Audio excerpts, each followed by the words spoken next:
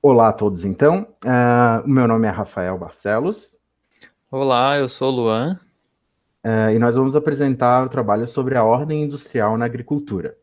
Já peço desculpa de antemão, se pode ter alguns pequenos erros ou gaguejados que a gente não vai ter como editar durante a apresentação do trabalho, mas vamos tentar ser o mais claros possíveis, porque é um conteúdo um pouquinho pesado, como vocês podem estar imaginando pelo que vocês estão fazendo no trabalho de vocês, né? Mas vamos lá, então. Contextualizando a agricultura. Então, como a indústria era tida como um motor de crescimento ali na década de 30, no pré-guerra, no pós-Primeira Guerra e pré-Segunda Guerra, né, a agricultura sofreu impactos diversos ao subsidiar o financiamento da substituição de importações de vários modos. Então, o que isso quer dizer? Nós tínhamos uma agricultura muito baseada em importação de insumos, de maquinário, etc., e a partir da década de 30, conforme a gente vai ver nos próximos slides ali, ocorreu um movimento de mudança, que o setor agrário brasileiro pretendia mudar esse padrão de importador para produtor, para conseguir industrializar a nossa agricultura e ser menos dependente de insumos externos, né? Então, esse, esses impactos de financiamento foram conforme esses tópicos aqui, né?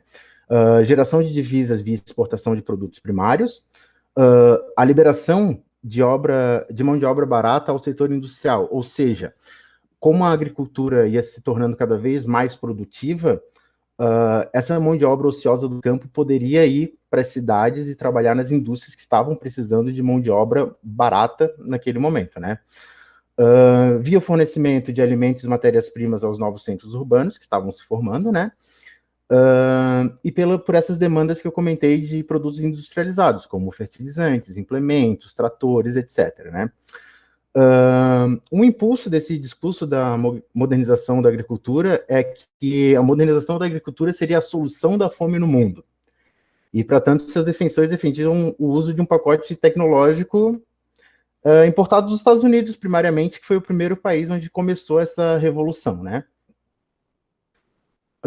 A emergência. Então, no pós-guerra, entram em pauta no debate internacional as assimetrias do comércio internacional decorrentes do domínio industrial e tecnológico exercido pelos Estados Unidos e pelo bloco soviético. Entra em pauta a discussão de um planejamento sistemático da economia pelo Estado, independente do modelo de governo, uma forte industrialização era a meta. Então, como a gente pode constatar pela história, né, independente do regime, seja num extremamente capitalista como era os Estados Unidos ou um regime comunista como era a União Soviética, o objetivo era uma forte industrialização justamente para se manter competitivo no cenário global, né? Aqui na América Latina, em 48, é criada a CEPAL, que é a Comissão Econômica para a América Latina e Caribe, onde essas políticas e instituições seriam fomentadas para esse desenvolvimento tecnológico, né? A tônica do nacional desenvolvimentismo brasileiro, o Estado deveria ser protagonista num processo de industrialização via substituição de importações. Então, isso é o contexto do que a gente está falando aqui. A gente tem uma agricultura fortemente baseada na importação de insumos estrangeiros, e a ideia era dar uma transformada nesse setor produtivo para conseguir produzir esses insumos aqui no Brasil. Aqui no Brasil, a partir da década de 60, houve um forte movimento de formação de capital humano em universidades americanas. Então, o que aconteceu? O pessoal começou a ir para fora, começou a ir para os Estados Unidos, Europa, para estar inteirado do que seria essa revolução verde, né? O que seria essas novas técnicas de produção, de plantio e etc., que permitiriam uma muito maior produtividade agrícola, né? E a liberação consequente, porque essa liberação de mão de obra para os centros urbanos, ela não foi por acaso, ela foi pensada. Conforme a gente vai ver aqui durante o trabalho, até no final tem slide que fala sobre isso, isso foi de caso pensado. Eles precisavam mesmo da mão de obra e aumentar a produtividade da agricultura era uma peça-chave para liberar essas pessoas para poderem desenvolver os centros urbanos, né? Então, o que aconteceu? Aconteceu a criação de centros de pesquisa em diversos locais, incluindo a Embrapa do Brasil, né, que está aí até hoje, é um dos centros mais importantes de pesquisa, onde a gente é uma fonte para a gente que está aqui nas ciências agrárias, estuda direto, vê várias apostilas e tal, eles estão sempre fazendo inovação desde aquela época até hoje, né? A conhecida Revolução Verde foi uma abertura de mercados para expansão de pacotes tecnológicos similares aos americanos e europeus, adaptados às características peculiares de cada região. Esse adaptados às características peculiares de cada região tem uma aspas bem grande aí, porque não era exatamente adaptado, né? Muitas das técnicas e muitas das produções, elas vinham cruas e não davam certo, né? Flopavam porque o clima, a região, o solo é totalmente diferente, né? Apesar de aqui termos um solo bastante fértil, um clima bastante propício para a produção agropecuária, muitas vezes uma importação direta não funcionava. Teria que ser por meio desses estudos, desses centros de pesquisa, como o exemplo da Embrapa, né? O Graziano Silva, em 1980, destaca como a introdução desses novos artefatos afetaram decisivamente nas práticas produtivas dos agricultores em diversas frentes, como a intensidade e ritmo de trabalho, as inovações físico-químicas agindo na produtividade do solo e as inovações biológicas que afetaram a velocidade do processo produtivo e potencializaram as demais mudanças. Então é isso que a gente está falando, né? A intensidade e ritmo de trabalho mudaram com as novas tecnologias e as novas técnicas de manejo do solo, inovações físico-químicas agindo na produtividade do solo. O que a gente está falando aqui? A gente está falando em fertilizante, a gente está falando em agroquímicos, a gente está falando em coisas que não eram utilizadas na produção agrícola e agora estão fazendo com que essa produção seja muito mais rápida, né? O Kageyama, em 1990, aponta como a modernização da agricultura tornou cada vez mais dependente de outros setores da economia, mais intensivos em seu uso de capital fixo e circulante. Então, o que isso quer dizer?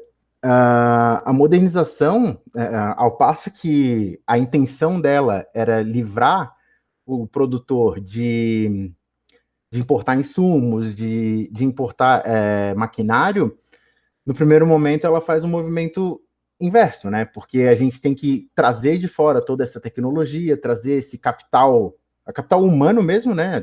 Tanto dos pesquisadores que foram para lá trabalhar, tanto dos pesquisadores que vieram de fora aqui, para a agricultura girar, né? Então, isso fez com que a agricultura se tornasse cada vez mais dependente de outros setores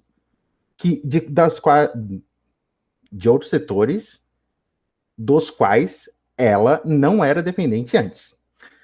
Isso é retratado aqui nesse gráficozinho, que faz uma relação entre o custo intermediário e o valor bruto da produção. O que é isso? O valor bruto da produção é o valor total que um produtor produzia, que tem a série histórica de 39, de 80 e de 2006. Então, a gente vê que em 1939, o custo do intermediário, ou seja, o custo de coisas fora da porteira, representava 10% do valor total bruto da produção. Isso em 1980 já passa para 38,7%, para em 2006 passar para 54,8%. Então é um aumento bem grande desse intermédio, dessa coisa que tem entre o produtor e a produção final. A gente vai sair de uma agricultura que a pessoa extrai do solo o fruto e vende no mercado, ou vende para um intermediário, para uma coisa muito mais complexa, que envolve maquinário, que envolve insumos, que envolve uma série de outras coisas que não estavam ainda. Isso é bom, isso é ruim, a gente não está fazendo juízo de valor aqui, é como aconteceu, né?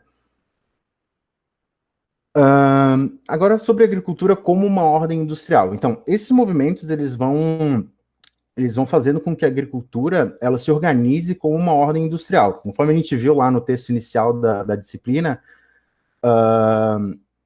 essa divisão de ordens com práticas, artefatos e instituições também se aplica aqui na agricultura, né? Ela integrou seu processo industrial de uma maneira repentina, consumindo e produzindo insumos e matérias-primas para outros setores. Nesse sentido, concebe-se a emergência de uma ordem industrial no sistema agroalimentar, que coaduna arranjos de práticas, artefatos e instituições sociais. Começa a partir de 1930 no Brasil uma mudança no progresso técnico da agricultura, inicialmente via importação de máquinas e insumos, como eu estava falando ali. Apesar do objetivo ser se livrar dessa importação, inicialmente tem que acontecer essa importação para daí ali na década de 40, 50 começar a se produzir o movimento de construção de uma indústria nacional, né, que pudesse suprir um pouco dessa demanda. Agricultura brasileira. Através de um projeto nacional desenvolvimentista, há ações que visam internalizar os setores-chave na produção de insumos agrícolas. É o que eu estava falando ali no slide anterior, né? Na área institucional, o governo de Getúlio Vargas, de 30 a 45, inaugurou uma série de reformas significativas para a modernização da estrutura do Estado, entre elas a CLT, que instituiu salários mínimos equiparados entre trabalhadores urbanos e rurais, as férias, que não existiam, né? Os contratos de trabalho, aviso prévio, e ampliação de seguridade social para cobrir acidentes de trabalho no campo. Então, isso eram todas situações que não eram cobertas por uma legislação específica, que passam a ser via essa série de atos de criação de uma instituição, né, que protegesse os agricultores. Não só os agricultores, mas incluí-los nessa proteção, né? As mudanças na legislação a partir da década de 40 também evidenciam a emergência de uma ordem industrial agrícola no Brasil, como, por exemplo, o Decreto 30691, que é um regulamento da inspeção industrial e sanitária de produtos de origem animal, que vale até hoje, RISPOA. Ela é constituída por 952 artigos com o fim de preservar a inocuidade, identidade, a qualidade e a... Nossa, tem um erro de digitação aqui. Dos produtos e a saúde e os interesses do consumidor. Então, assim, em resumo, o RISPOA, ele é criado para ser como um órgão fiscalizador, né, garantidor da qualidade dos produtos que chegam na mesa do consumidor. Mas vale lembrar que não cabe observar aqui como isso é um critério bastante técnico, assim, técnico e físico, para ver se a comida está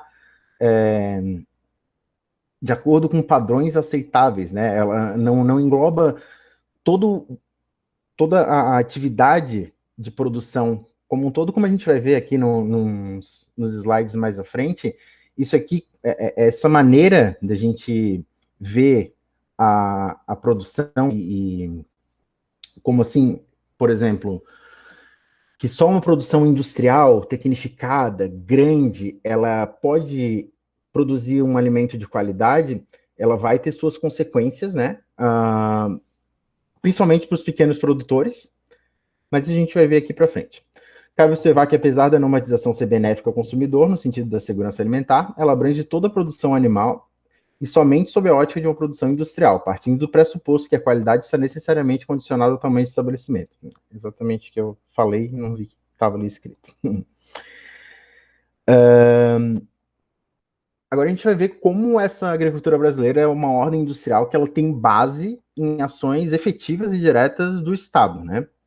Cabe destacar a organização institucional do Estado brasileiro em outras frentes que contribuíram para a transformação da maior parte da agricultura brasileira em um componente de uma ordem industrial, como o Plano de Metas de 56 a 61, do JK, que cria incentivos para o surgimento de um mercado nacional de fertilizantes industriais, seguido e ampliado pelo Programa Nacional de Fertilizantes e Calcário Agrícola, de 74 a 80, e o segundo Plano Nacional de Fertilizantes, de 87 a 95. Criação e ampliação gradativa do Plano Nacional de Defensivos Agrícolas, PNDA, a partir de 75, que reduziu de 80% para 50% a importação da oferta total em 5 anos. Então aqui a gente começa a ver naquele movimento que eu comentei antes, né? Que no primeiro momento a gente estava importando bastante materiais e bastante maquinário, e agora, nesse momento aqui, já está se tentando industrializar o país de maneira que esses materiais possam ser originados aqui, né? No início da década de 60, começa a produção nacional de tratores, né? Em 65, de colheitadeiras, automotizes e cereais, e a partir de 70, a demanda nacional de tratores agrícolas passou a ser totalmente atendida pela produção doméstica. O Sistema Nacional de Crédito Rural, que é o SNCR, foi criado em 65 e é apontado como a base principal sobre a qual se apoiou a modernização da agricultura brasileira. Entretanto, a maior quantidade de recursos com melhores condições eram destinados a uma parcela diminuta de produtores. 1% dos produtores receberam 40% dos recursos subsidiados à taxa de juros que chegavam a ser negativos. A política de garantia de preços mínimos, que é o PGPM, busca assegurar ao produtor uma receita mínima por produto e assegurar o abastecimento interno por meio de dois instrumentos operacionais, que é o empréstimo do governo federal e a aquisição do governo federal. Uma delas, o governo empresta o dinheiro para garantir a venda do produtor, e na outra, o governo federal ele adquire diretamente o produto do produtor para garantir que ele não fique com prejuízo, né? Esses instrumentos visavam agir em sincronia. Enquanto o SNCR custeava modernização e equipamentos, o PGPM reduzia os riscos inerentes à atividade decorrentes de flutuações de preços e eventos naturais adversos. A consolidação de uma ordem industrial na agricultura no mundo e no Brasil acontece a partir da segunda metade do século XX, como a gente está vendo, né? De acordo com o que autores como o Bonanno e o Madsen chamam de modelo fordista no setor agroalimentar. Então o negócio começa a ficar seriado, começa a ter cara de indústria mesmo, né? No Brasil, apesar de setores liberais existirem narrativas, né, que são descoladas da realidade de que o agronegócio se desenvolve a despeito da ação estatal, está claro aqui, inclusive por esse histórico, por essas leis e por essas instituições, como que o negócio aconteceu, de que esses artefatos e práticas dependem direta ou indiretamente das ações estatais, né? Desde sua própria estruturação até na forma de isenção fiscal, suporte creditício, subsídio de exportação, e isso acontece até hoje. No final ali a gente vai falar um pouco sobre os problemas atuais, assim, da ordem industrial da agricultura, superprocessados e tudo mais, e a gente vai dar uma chamada de como esse papel do Estado ele é importante. Não tem como o negócio se gerir sozinho, entendeu? Garantindo a saúde das pessoas, né? Aqui. As transformações da agricultura tradicional ampliaram a dependência de produtos e serviços de outros setores, como compra de combustíveis, maquinários, sementes melhoradas, rações e medicamentos. Ao mesmo tempo que houve uma redução na quantidade de produtos finais que saem do campo para o consumidor final. A atividade tornou-se predominantemente produtora de matérias-primas e bens intermediários para abastecer agroindústrias processadoras. Então, é o que eu estava comentando ali antes, né? O cara produzia maçã, pêssego. Ele ia lá, plantava a maçã dele, o pêssego dele, cultivava, esperava, colhia e vendia ou para uma rede de mercado, para um atravessador ou para o consumidor final.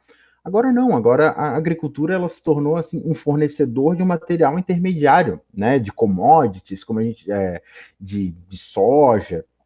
Então essa dinâmica foi estudada pelo Miller, que se refere às relações da agricultura para trás, então com a indústria de insumos, e para frente com as indústrias processadoras. Então a agricultura ela vai se enquadrando no meio de um complexo agroindustrial. Ela deixa de estar sozinha e ela está nesse meio desse complexo, né? O Kageyama, ele prioriza o uso do termo complexos agroindustriais, no plural. Então, para destacar que isso são sistemas heterogêneos, ou seja, são várias cadeias e vários complexos que eles devem ser estudados separadamente, né? Em função das atividades, atores e relações envolvidas, não dá para tu botar tudo sobre o mesmo guarda-chuva, porque não tem como, né? Até questão de tamanho, de produção e tudo mais. As cadeias produtivas, então, elas estão estruturadas em complexos agroindustriais e temos exemplos bastante emblemáticos no Brasil, como as aves e suínos aqui em Santa Catarina, né? A cana-de-açúcar no interior paulista, o fumo no sul ou a soja e o milho no centro-sul. Não que nos outros lugares não se produzam essas coisas, só coloquei aqui como os principais polos de produção desse tipo de produto, né? Ainda assim, há exemplos bem claros de como essa estruturação pode não ser completa, a depender de variáveis como a produção está integrada à agroindústria, como produtos majoritariamente exportados ou consumidos em natura, como café, frutas e verduras. Então, o que isso quer dizer? Isso quer dizer que os complexos, como o Kageyama disse ali atrás, cada cadeia ela tem que ser estudada em si, porque ela tem um fim diferente, o produto vai ser utilizado de uma maneira diferente, comercializado de uma maneira diferente, vai ser in natura, vai ser processado, então cada uma ela é diferenciada, né? Mas apesar de determinadas peculiaridades e heterogeneidades, como eu estou comentando aqui agora, as relações intersetoriais elas se intensificaram quase que compulsoriamente. Então, quase todos os produtores que quiseram se manter vivos, eles tiveram que mecanizar o campo, eles tiveram que se adaptar a essa nova ordem, né?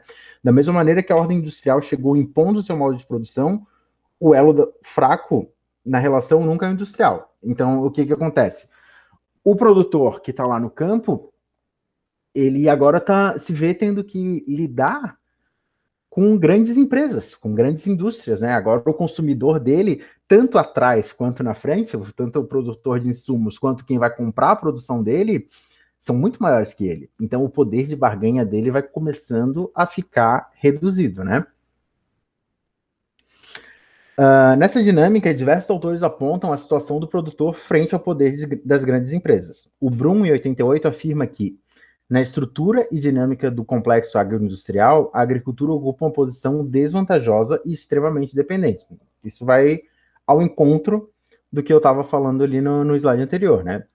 Nesse debate, há também outros autores, como o Paulil e o Bellato e o Mior, que argumentam que, mesmo com diferentes estratégias das empresas para obter maior controle e rentabilidade sobre os produtores, eles não são atores passivos, à medida que a diversidade de cultivos e de criações em pequenas propriedades confere aos produtores uma relativa autonomia. Eu colocaria essa relativa em letra maiúscula aqui, porque não é uma autonomia tão grande assim, né? Ademais, a organização dos produtores em associações e sindicatos como forma de ampliar a capacidade de barganha e negociação com indústrias. Agora, esse sim. Eu coloquei umas imagens aqui de algumas cooperativas grandes aqui do Brasil, e essa sim é uma forma que os produtores organizados têm de barganhar, assim, com essas grandes indústrias, com esses grandes fornecedores, eles conseguem se unir e negociar melhores condições e melhores negócios para eles, né? Eu vou passar a palavra aqui para o Luan continuar agora. Obrigado, Rafael. Agora a gente vai falar um pouco sobre as inovações tecnológicas e de produtividade. O ponto de partida dessas inovações tecnológicas foi a Revolução Verde. Ela potencializou entre os anos de 1950 e 1980 profundas transformações oriundas do progresso técnico e tecnológico na agricultura. Depois do boom da Revolução Verde, as inovações em diversos campos da produção agrícola continuaram acontecendo a passos largos.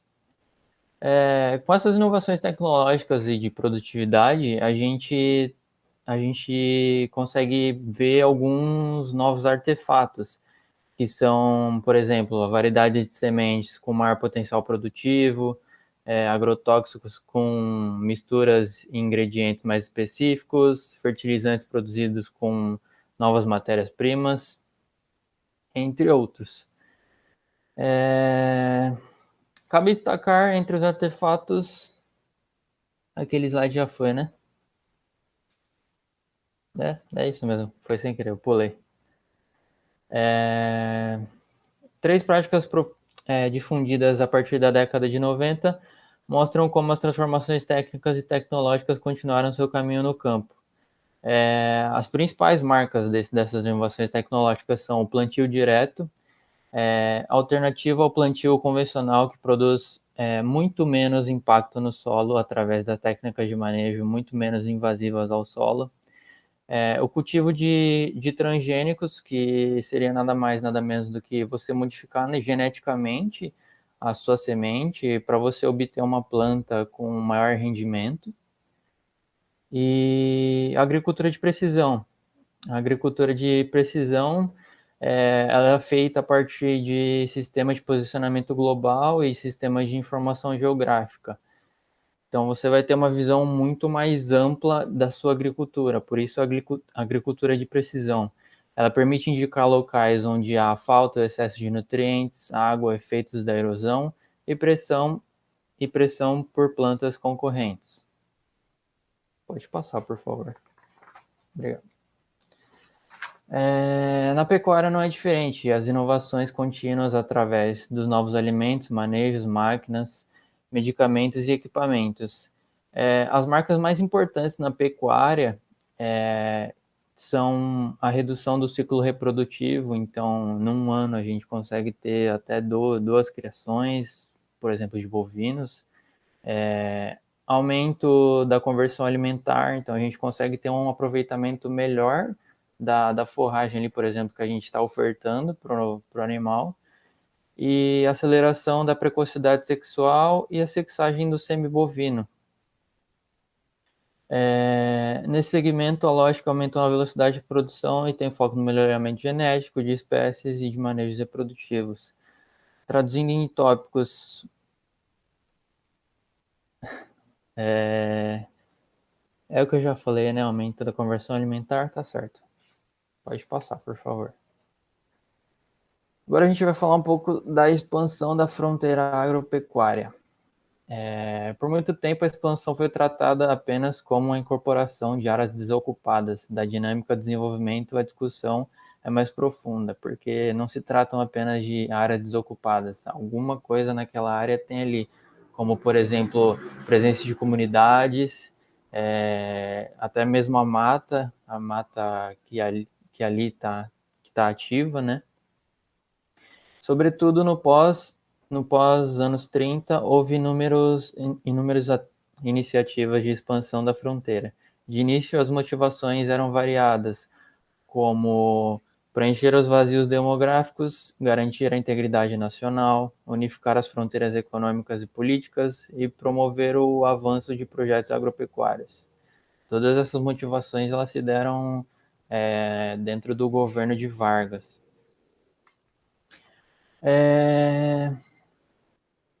Esses dois autores, que eu acho que eu não vou conseguir pronunciar, afirmam que a expansão da fronteira agrícola no Brasil teve influência direta das políticas públicas e das dinâmicas capitais. Nesse sentido, pode-se observar a maneira como a evolução da fronteira também é dinâmica e adaptável.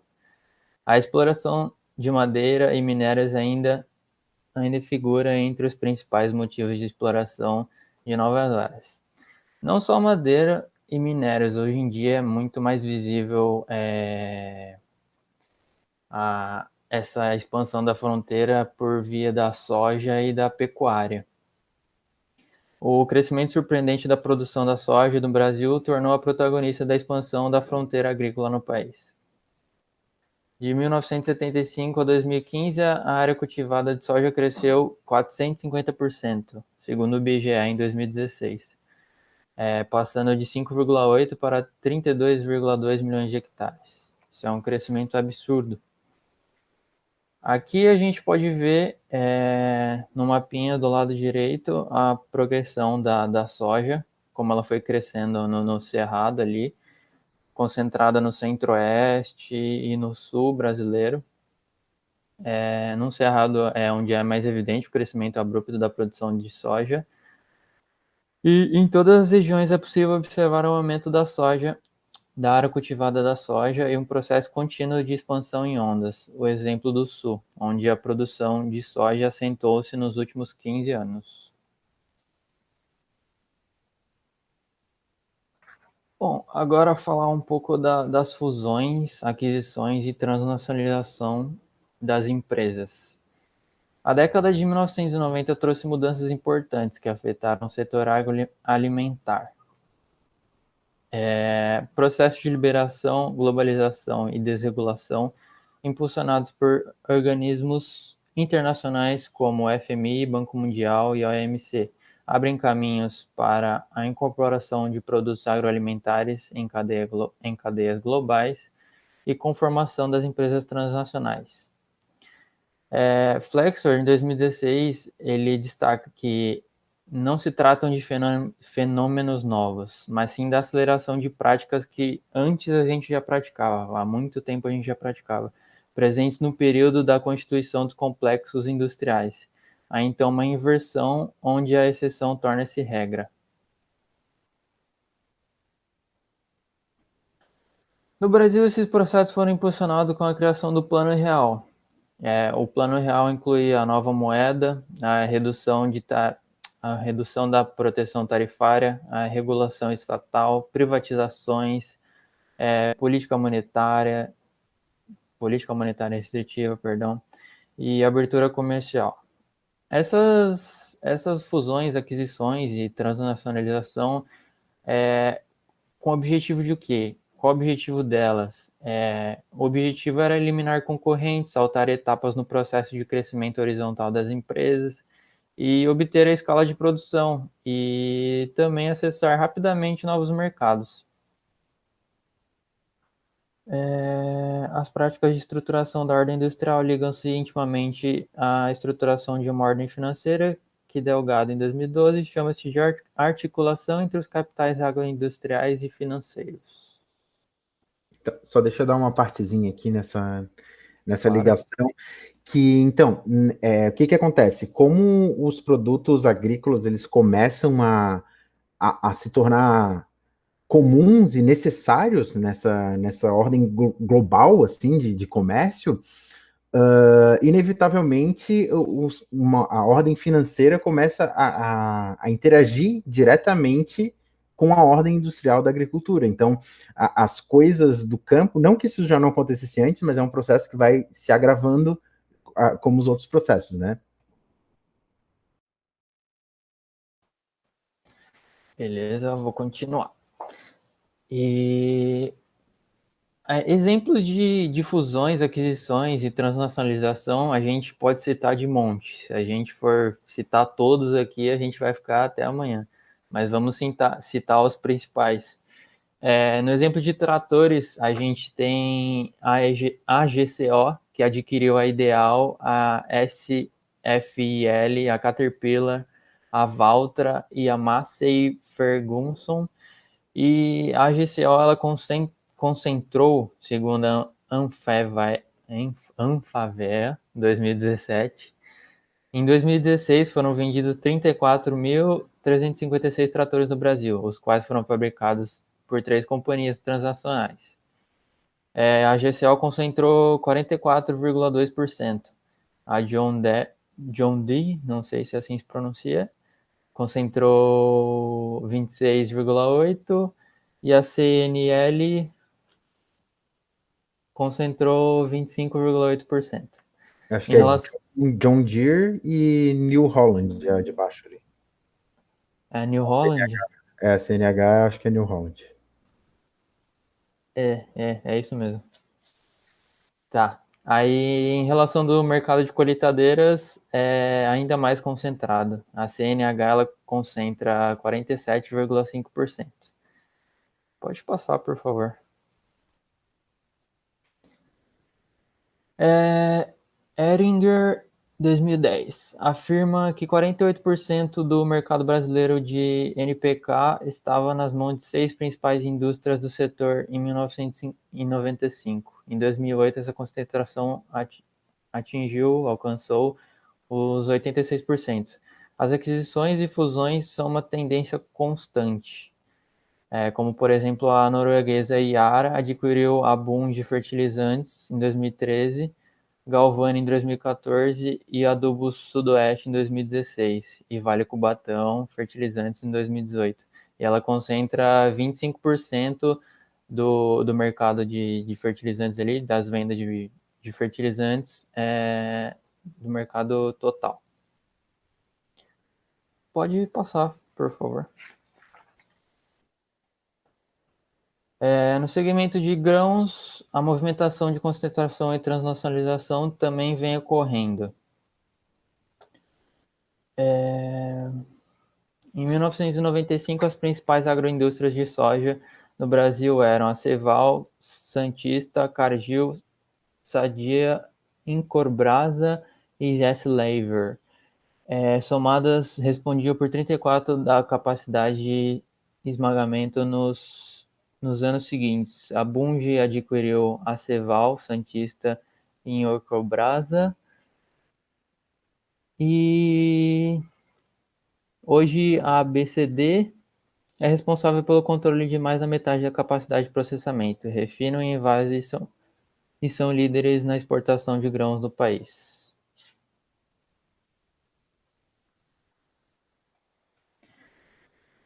Nota-se que majoritariamente acontece a incorporação de empresas nacionais por empresas ou conglomerados estrangeiros. No entanto, cabe destacar algumas empresas brasileiras que adquiriram destaque.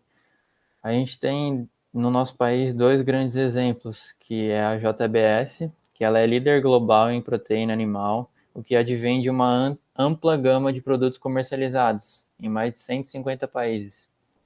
E temos também a BRF, que ela mantém 54 fábricas em 7 países. Ela foi criada em 2009 pela fusão da Sadia e da Perdigão.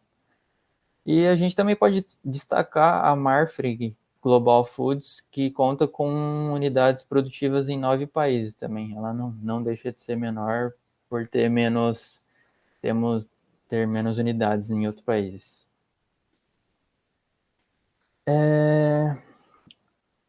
Os aspectos que chamam a atenção nessa dinâmica são a celeridade dos processos, a volume de recursos investidos e a magnitude dos negócios. É interessante porque a gente vê muito dessas marcas e a gente não sabe quem está por trás. E a gente meio que, essa JBS e a BRF, elas são meio que invisíveis atrás dessas marcas, como, por exemplo, a Sadia, a Qualy, a LG, ou as marcas da JBS, como a Friboi. Mas quem, na verdade, deveria estar por trás é a Sadia, Perdigão, porque quem está controlando tudo ali é a BRF e a JBS. Há um papel fundamental do Estado na consolidação de um poder setorial das empresas agroalimentares, seja com empréstimos concedidos pelo BNDES ou com a aprovação de fusões e aquisições via Conselho Administrativo de Defesa Econômica, o CAD. Tá, vamos lá. Com as inovações tecnológicas, ocorreram não só algumas, como várias mudanças na prática de consumo. As mudanças oriundas da ordem alimentar industrial coevoluíram com as mudanças nos padrões de consumo de uma sociedade cada vez mais urbana. Na raiz do processo, o movimento de industrialização no setor da agricultura no pós-guerra visava, entre outras coisas, a liberação de mão de obra do campo. Nada mais é do que o êxodo rural, a acelerada urbanização. O desenvolvimento da ordem industrial agroalimentar ao longo do século XX foi capaz de criar via industrialização e inovações bioquímicas tecnológicas uma ponte entre produção de grãos em longa escala e o consumo em massa de alimentos altamente energéticos e baratos. Essas mudanças na prática de consumo tinham como objetivo ali não exatamente a mudança na prática de consumo, mas as indústrias e disponibilizar trabalhadores para a indústria e garantir salários baixos e lucros elevados. A gente tem... Peraí que tive um probleminha técnico aqui na apresentação. eu acho que saiu do slide. Foi mal. Tá aqui. E acho que você pode passar esse já. Esse... Isso, pode passar. Aí. Pode deixar naquele ali onde está o milho. Esse. Isso, Foi mal. Tudo certo. Nos Estados Unidos, o milho tornou-se o principal componente nas dietas alimentares, mas não in natura, ou seus subprodutos diretos como farinha. O milho ele foi incorporado mais aos alimentos nas mais variadas formas de amido, adoçante, glicose e maltase. No Brasil, os mercados de alimentos altamente energéticos ultraprocessados vêm em franca ascensão, como no exemplo dos biscoitos recheados e cream cracker, que aumentaram seus números de comercialização de 15 bilhões em 2012 para 21,8 bilhões em 2016, a despeito da crise financeira global. Além do milho, a gente também pode citar o óleo de palma, que de origem vegetal. A gente poderia citar as margarinas e cremes, sorvetes, biscoitos e produtos não alimentares, que a gente também pode citar, que são velas, cosméticos, detergentes, substitutos do diesel.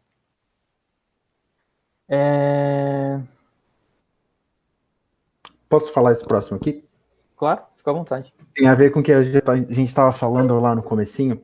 Então, aqui, ó, conforme o Stasiani, o avanço da ordem industrial institucionalizou uma concepção de qualidade alimentar centrada nas características físico-químicas inerentes aos produtos, bem como no controle técnico dos processos industriais de produção. Então, é aquilo que eu estava falando lá no começo.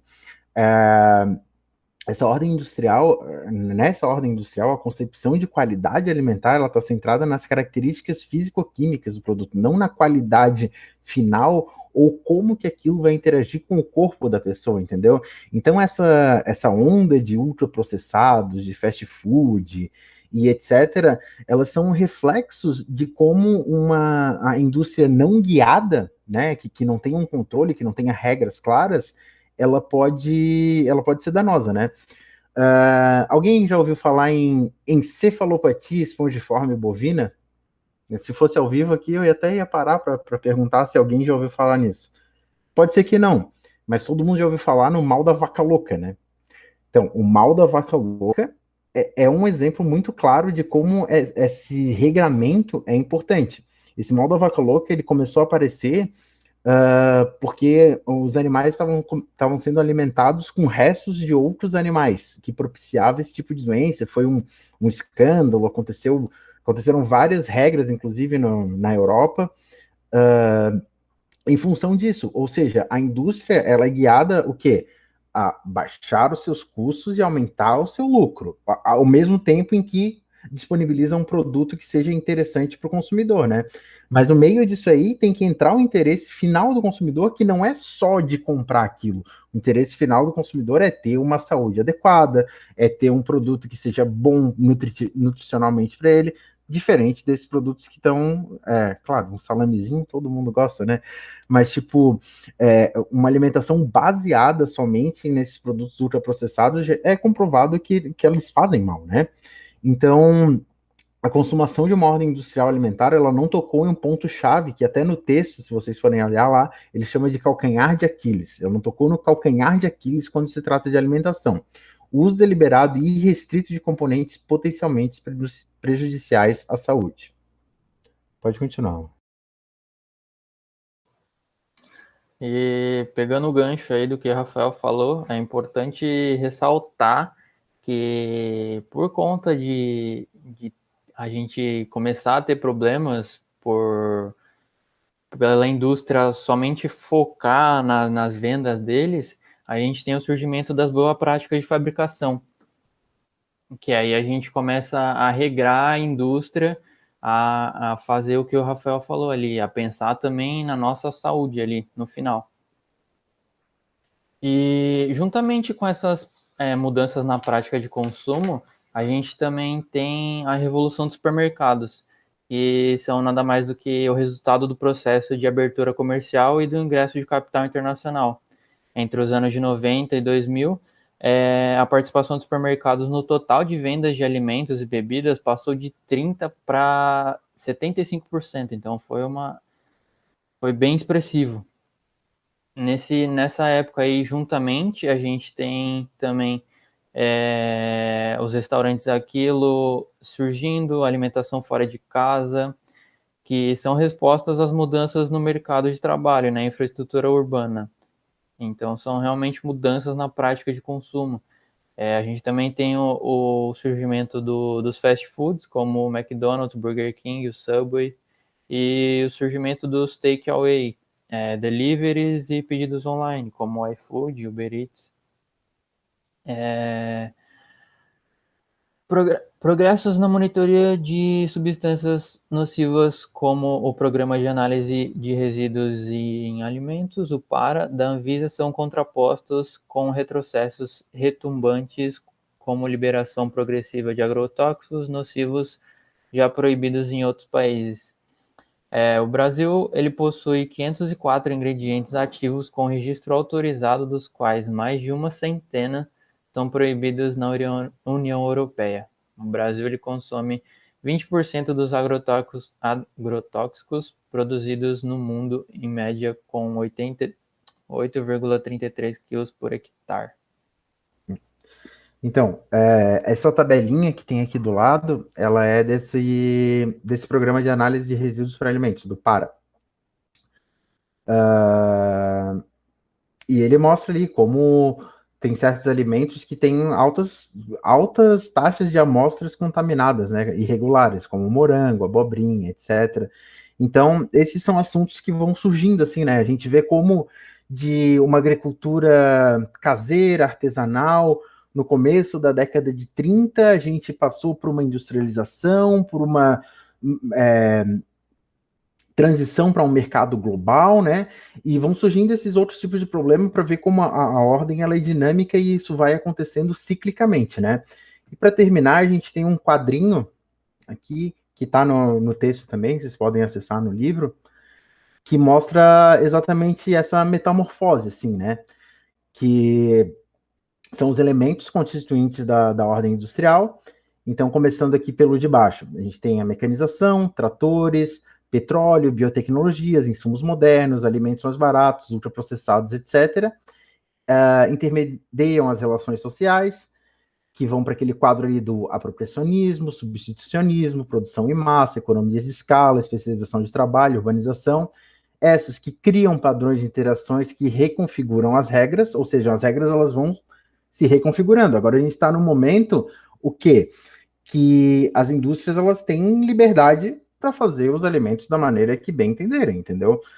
Como o caso dos ultraprocessados, as refeições prontas que não atendem a regras que são básicas para a saúde das pessoas. Mas um caso emblemático disso, que a gente viu no texto também, é a produção de refrigerante, que conforme a Coca-Cola foi vendo que o pessoal, por questões de saúde mesmo, que sabe que o consumo de refrigerante está ligado à obesidade, né? A Coca-Cola percebeu que uma queda no consumo de refrigerantes e um aumento no consumo de água. A água, então, ela deslocou uma parte não, uma parte significativa de recursos alocou na produção de água mineral, sucos integrais. Então, a indústria ela vai se adaptando exatamente aqui como esse intermédio, né, que cria padrões de interações e vai reconfigurando as regras da ordem, né? Então, nesse quadro aqui, continua com a crença no progresso técnico, mecanismos de regulação setorial, qualidade como atributos dos objetivos e bens. Eles legitimam as escolhas técnicas que voltam para aquele quadro, onde vai se mecanizar, criar tecnologias, alimentos mais baratos. Isso aqui vai rodando ciclicamente, né? Se vocês tiverem um tempinho, deem uma olhada nesse quadro, que, assim, à primeira vista ele é difícil de entender, mas ele em um quadro, ele resume as 60 páginas de texto que a gente resumiu aqui nesses slides para vocês, né? E, por fim, era isso. Isso era o que a gente tinha para apresentar para vocês. Espero que tenha ficado claro. Se tiver alguma dúvida, se comuniquem com a gente. Eu vou deixar o nosso e-mail aqui também. Muito obrigado pela atenção. Eu vou passar agora para o Luan fazer as considerações dele, e muito obrigado e bom dia a todos. Eu acho que eu não tenho mais nenhuma consideração a fazer, mesmo porque o Rafael falou acho que tudo, e eu só ia finalizar com esse quadro mesmo, e destacar ali que esse quadro ele teve presente no primeiro resumo que o professor pediu para a gente fazer. E para quem não entendeu, o quadro da esquerda de cima são as instituições, o de baixo do meio ali são os artefatos, e o de cima é as práticas. Então, para quem não entendeu, quem não fez essa relação, é isso. E o Rafael acho que falou tudo. Então, obrigado, pessoal, pela atenção, pela paciência. E acho que é isso. Valeu a todos aí, obrigado.